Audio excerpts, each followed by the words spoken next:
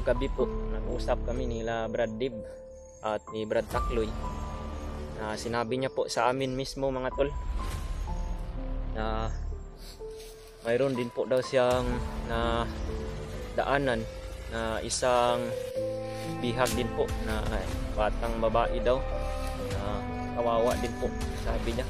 Brad, bata? Isang batang babae yun, Brad. Brad, dadalhin ko lang yun sa ano Brad, yung pag takbo mo. So yun po mga tol, sa mapagpalang araw po o mapagpalang gabi o mapagpalang hapon sa sumusuporta po sa amin. Ayun mga tol, dito pa rin kami sa gubat at kasama pa rin namin si Brad Takloy sa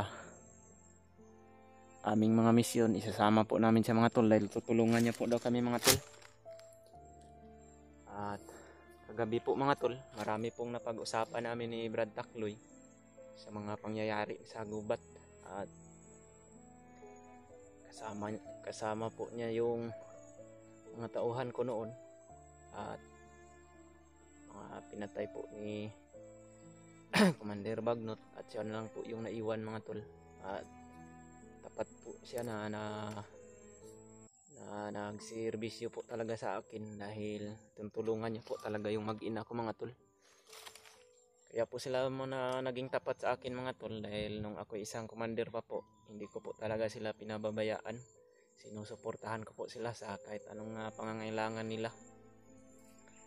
Dahil alam ko din po kung ano ang sitwasyon sa bundok. Kaya kahit nung ako isang commander pa lamang po mga tol, hindi ko na po talaga sila hinahayaan. Kaya kahit nagkaganito man yung takbo ng buhay namin, kahit ako po'y naging isang kalaban man ng kilusan, malaking pasasalamat ko na lang din po sa Team Pugi dahil natulungan po nila ako na nagbago yung buhay ko. At tutulungan ko rin po itong kasamahan ko mga tol na magbagong buhay din po siya dahil siya na lang po yung nag-iisa na naiwan po sa aking mga tauhan. At laking pasalamat ko rin po sa kanya dahil sa pagtulong niya po sa aking mag-ina doon. At sana po ngayon ay wala pa pong mangyaring nasama-sama sa aking mag-ina dahil nasa kamay po yun ni Commander Bangkil. Sana po mga tol, tulungan niyo po akong ipagdasal mga tol na hindi po sila mapapaano at maligtas ko po sila ng ligtas mga tol, dahil mas malaki na po yung posibilidad mga tol na maligtas ko po yun ng maaga dahil mayroon na po kaming kasamahan ngayon na alam niya din po kung saan na naroroon ang mag-ina ko. Ngunit hindi pa man doon mapunta yung usapan natin mga tol. Kagabi po, nag-usap kami nila Brad Dib at ni Brad Takloy na sinabi niya po sa amin mismo mga tol na mayroon din po daw siyang na daanan na isang bihag din po na batang babae daw na kawawa din po, sabi niya. Brad, yung sabi ni Brad Takloy sa ating kagabi Brad, na yung nadaanan niya po daw ang bihag, sabi niya po sa amin mga tol kung madaanan namin yun dahil malapit na po kami doon sa bihag mga tol, dahil binalikan po namin dahil sabi niya dito po daw yun banda. Kaya tutulungan po namin yun kung madaanan namin dahil nangangailangan din rin po daw yun ng tulong dahil nakita niya po daw na umiiyak po, umahagulhol habang sumisigaw ng kwan tulong. bata? Isang batang babae yun Brad. Oh Brad, Dadalhin ko lang yun sa ano Brad, yung pag ano takbo mo. mo. Nadaanan niya daw yun mga tol. Kaya malapit na po kami dito mga tol kung saan po dinala yung bihag. Kaya try po namin na daanan kung naroroon pa po ngayon sa kinalalagyan niya. Dahil kahapon pa po yun ang tanghali na daanan ni Brad Takloy. At try po namin na balikan ni Brad Dib na kung sakali po, nagbabaka sakali po kami na nandoon pa po yung batang babae. Tutulungan po namin ng ng kuan ni Bradley mga tol. Dahil nangangailangan po yun ng tulong. Dahil dadalhin daw yun kay Commander Bagnot. Baka ipapakain naman yun sa ahas ni Commander Bagnot. Yan, tama. Ipakakain talaga yun. Kagaya nung nakita rin namin ni Kuya Bads na onward ba. Yung bata na lalaki, hindi lang po namin yung natulungan. Kasi siguro po namin na napakain na siguro yun ng ahas. Sa akin, Brad, yung anak ko talaga na... Mayroon din sa'yo, Brad, no? Yung magulang, yung kamagawangan mong anak. Nakain talaga ng kuwan. Babae rin yun. Napakasama talaga ng ugali ni Commander Bagnot mga tolo. Kumukuha po siya ng bata para ipakain lang po sa kanyang ahas. Papakain siguro kasi bata na babae. Yeah. Matulad talaga yun sa anak ko natin. Pag makakita po talaga kami ng mga nangangailangan ng tulong mga tol. Hindi po talaga kami ni Bradley magdadalawang isip na tulungan din po namin dahil alam po namin kung gaano ka sama kung naroroon na po sa harapan ni Commander Bagnot yung mga bihag mga tol. Kaya ang sabi ni Brad Takloy, dito daw yun namin madadaanan. Baka sakali po na madaanan namin, aming tutulungan po mga tol, hahanapin po namin sa abot ng aming makakaya. Hindi pa nalipat yun ba? Sana Brad, abutan natin. Hindi ko pa alam kung anong nangyari doon sa bata na yun. Nahawakan yun ng isang commander, Brad. Yung malaki yung katawan nun. Malaki daw ang katawan yung naghahawak na commander mga tol. Hindi po namin alam kung sino. Nakita rin natin yung video ni Kuya Bads, Brad, na yung si Adit bitaw. Nagkaharap sila ni Commander Butakal at ni Kuya Bads ba. Kasi paransom daw ni Butakal yun. Problema ngayon, walang pira sila Kuya Bads, kaya yun, hindi nila nakuha si Adit. Dahil malaki din yung halaga na hiningi ni Butakal, Brad eh. Parang ilan yun? 50 mil ba yun o 20 mil? Kaya yun yung problema nila Kuya Bads ngayon. Sana maligtas nila yun ng walang kapalit. Kaya napakasama po talaga ng mga ni Commander Bagnot dito sa pira yung mga bandido ngayon. Pira na po talaga yung habol ng mga commander ngayon ba. Dahil po yan sa mga bisyo nila.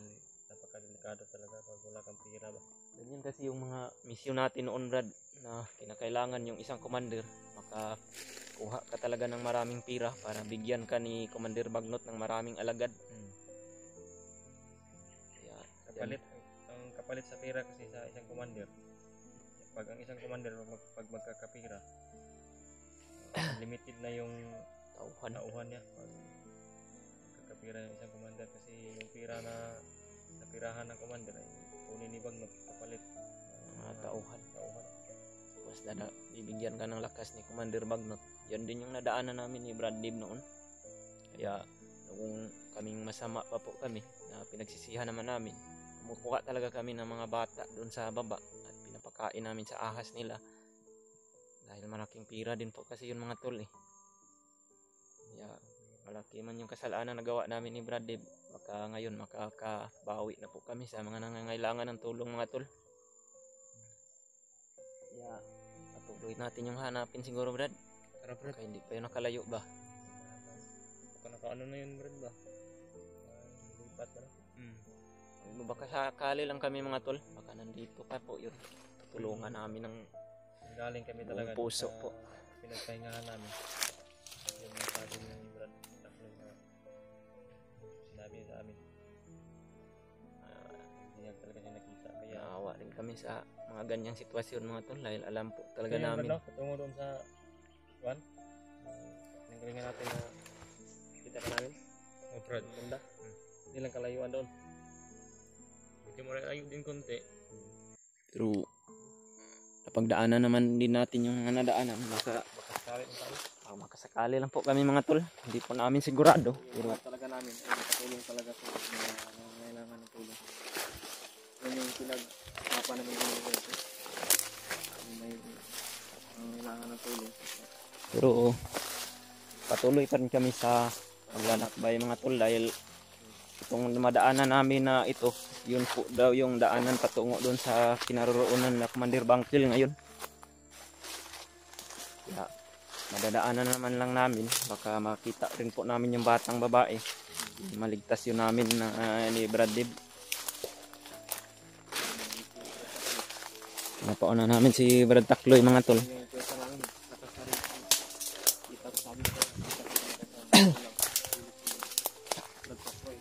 At mayroon ding nagsasabi Brad na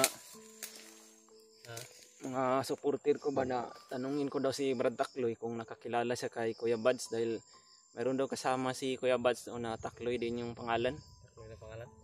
Kaya tinanong ko po sa kanya mga tol, iba din po daw yun. Yung tinanong mo kanina? Hindi daw yun siya mga tol. Marami po kasing mga pangalan na nagpapareho lang.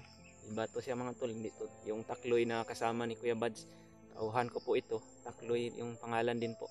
Sa dami ng advertise ni Bagot. Talagang hindi magkakuan yung mga pangalan. Hindi magkalayo ba? May magkapariha talaga. Kaya yun po yung pinapaliwanag ko po ngayon mga tol, para hindi po kayo kuan ng inyong isipan.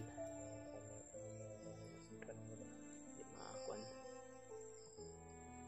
At tama pala yung tinanong mo kanina si dahil mayroong nag-chat kasi sa akin Brad na supporter natin ba, na yun yung tinanong niya sa akin, tanungin ko daw si yung kasama natin na si Takloy. Kaya tinanong ko kanina, kasi yun hindi naman daw. Dami pa rin mga ligaw na kwan ko Brad, mga busis ng kamba. Kuan yan Brad, mga ibon yan, yung malalaking ibon na yung yan, lapay sa lasang bitaw. Ano ba? Yan yung mga lapay yan. Mga ganting lapay na? Yung kakawin yun. Yan Kaiba ba na busis ng lapay nga ganti Brad? Parang nakakatakot talaga yung mga maririnig namin dito sa gubat mga tol. Pagka-creepy yung busis. Minsan may umiiyak na bata na parang tiyanak. Lalong-lalo na pag umuulan. Isa sabi-sabi ng mga nakakatanda pag may narinig ka daw na iyak ng bata, hawakan mo daw yung yung bayag mo, itlog. Dahil baka mawala yung itlog ba. Nakita ko si Bradley pag nakarinig kami ng lumapa si Bradley. Tingnan ko. Yun, lumapa na Takot din kasi ko. Hawakan ko na yung itlog ko. Marami talagang mga tiyanak ng gubat. Yan talaga yung sabi-sabi sa mga nakakatanda na. Sabi kasi ng mga matatanda Brad na yan po daw yung mga unong na sanggol ba, yung buntis yung mag-ina namatay yung babae tapos buntis, kaya na iwan ko lang po, baka nagkakamali lang din po ako, pero yun lang po yung narinig ko sa mga matatanda. Mga tol, tama ba yung mga sinasabi? Baka nagkakamali lang po kasi kami. yung mga narinig namin sa mga nakakatanda talaga. Kaya yung kung totoo ba talaga, kasi hindi talaga kami namin alam talaga. Nainit na Brad. Dito tayo dadaan Brad, dahil baka walang kalaban dito ba. Kung dyan tayo dadaan, parang maliwalas yung gubat dyan.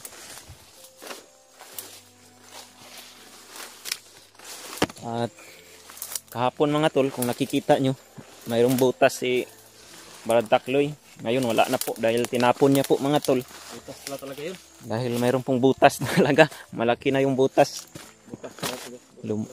Lumalabas na yung paa niya Brad. Kaya tinapon niya na lang. At para hindi na rin po sagabal sa kanyang paa mga tol. Tabi na siya na butas. Kasi butas na talaga. Kaya magmasid-masid tayo sa paligid Brad. Baka nandito lang yung mga bihag ba, yung sinasabi ni Brad Takloy. Yung kanang langit. Makuan muna tayo. Kinig muna tayo sa paligid. Dahil may mga uwak. Ba't ganyan Brad? Alam naman siguro ni Brad Takloy na yung mga uwak, yung mga spy ni Bagnot yan. Spy ni Bagnot. Alam mo yan Brad, no? Oh Brad.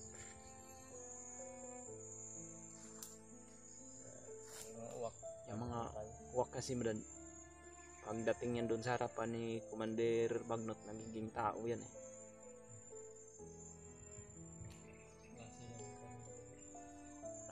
kapangyarihan ni Bagnot, lalong lalo na pag makukuha niya yung bandana ni Bradley Bart. Delikado talaga. Delikado na spy drone ni Bagnot, monitoring ni Bagnot kasi Pasok yan kahit masukal ang gubat. Tusok kasi yung uwak, Brad. galit na busis.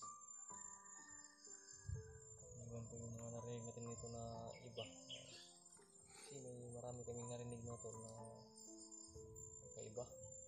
First time namin narinig ng mga boses. So baka tumutunog mga kampo ng limunog. Tumutunog yung langit, parang umuulan. Ulan siguro tumamaya ba? Parang yung mga drum na naligid. Sama rin yung araw. Panahon ba?